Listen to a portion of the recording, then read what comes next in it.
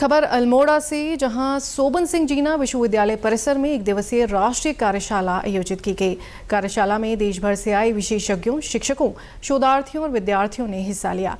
कार्यशाला में artificial intelligence से भारत को विकसित राष्ट्र बनाने में मदद मिलने की संभावना पर मंथन किया गया। विशेषज्ञों ने एआई को भारत के भविष्य के लिए बेहद जरूरी तकनीक बताया। इस दौरान राज्य विज्ञान एवं प्रौद्योगिकी परिषद देहरादून के महानिदेशक प्रोफेसर दुर्गेश पंत ने कहा कि इस तरह की चर्चाएं भविष्य में बहुत महत्वपूर्ण साबित होंगी।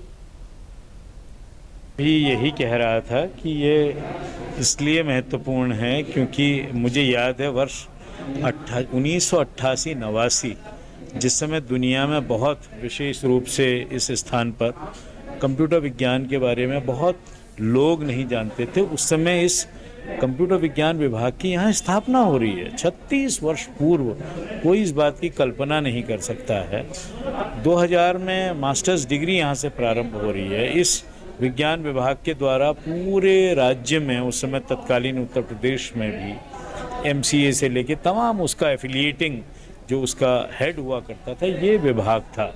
इसलिए इस विभाग से जो एआई की बात है या मशीन लर्निंग की बात है या रोबोटिक्स की बात है, ये चीज़ और ये चिंतन आवश्यक है कि बाहर जाए, हमारे विद्यार्थी उससे, रिसर्चर्स उससे, टीचर्स उससे चिर परिचित हों। तो इसलिए मुझे लगता है कि बहुत महत्वपूर्ण है और ये चर्चा बहुत दूर तक जाएगी। वहीं सोबन सिंह जीना विश्वविद्यालय के कुलपति प्रोफेसर सतपाल सिंह बिष्ट ने कहा कि आर्टिफिशियल इंटेलिजेंस तेजी से विकसित हो रही है, लेकिन हमें इनका सही तरीके से उपयोग करना चाहिए। उन्होंने कहा कि बच्चों और समाज को इसके दुरुपयोग के बारे में जागरूक करना चाहिए और तकनीक का सही उपयोग करना चाहिए। आपको पूरे दुनिया में देख रहे होंगे कि आर्टिफिशियल इंटेलिजेंस, क्लाउड कंप्यूटिंग, ये सब चीज़ें बहुत तेज़ी से आगे बढ़ रही हैं। मतलब जो एडवांसमेंट हो रहे हैं आईटी के सेक्टर में, स्पेशली सॉफ्टवेयर के सेक्टर में, वो बहुत अच्छे हैं, लेकिन हमको ये ध्यान रखना पड़ेगा उसमें किस तरह से उनको यूज़ किया जाए। आर्टिफिशियल इंटेलिजेंस बहुत अच्छी चीज़ है, लेकिन उसका यूज़ प्रॉपरली होना चाहिए, क्योंकि आप जैसा जानती हैं टेक्नोलॉजी के दो एस्पेक्ट होते हैं, एक यूज, एक अब्यूज़। अगर आप किसी टेक्नोलॉजी को अब्यूज़ करना चाहें तो वो आपको बहुत खतरनाक है। जैसे अगर हम कहें कि भाई एटॉमिक एनर्जी का मिसयूज़ करेंगे तो एटॉम बम बन सकते हैं, एटॉमिक एनर्जी का यूज़ करेंगे तो बिजली पैदा कर सकते हैं, पावर जनरेट कर सकते हैं। ऐसा भी ये एक पावर है। आर्टिफिशियल इंटेलिजेंस एक नॉलेज की पावर है। हमें ये बताना है बच्चों को, स्टेक होल्डर्स को, टीचर्स को, जो भी आज लोग आएंगे उन्हें, कि भाई इसके अब्यूजेस भी इतने हैं। यूजेस तो आप जान रहे हैं, और अब्यूजेस इसके आप देखेंगे तो वो बहुत घातक भी हो सकते हैं। जैसे आप देख रही होंगी मीडिया में बहुत अच्छा चल रहा था, जब सोशल मीडिया प्लेटफॉर्म नए नए आए थे, उसमें जो न्यूज़ आ रही थी लोग उस पर विश्वास कर रहे थे।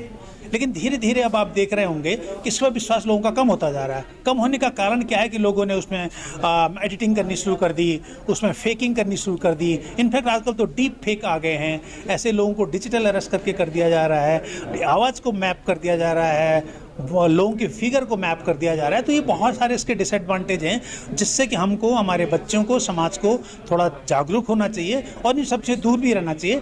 टेक्नोलॉजी का यूज़ करना चाहिए, अब्यूज़ नहीं होना चाहिए। विश्वविद्यालय की कंप्यूटर विज्ञान विभाग के अध्यक्ष डॉक्टर पारुल सक्सेना ने कहा कि कार्यशाला का उद्देश्य यही है कि एआई की तकनीक को सभी युवा सीखें और भारत को विकसित बनाने के लिए आगे आएं।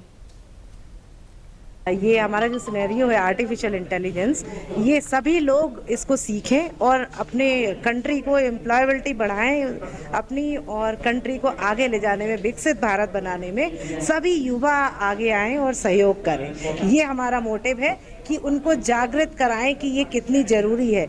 एआई के बिना आप सरवाइव करना बहुत मुश्किल है। जैसे जैसे टेक्नोलॉजी बढ़ती गई, पहले मोबाइल, उसके बाद कंप्यूटर है और ये हमारा इंटरनेट, सभी चीज़ें हमारे अंदर समाहित हो गई हैं।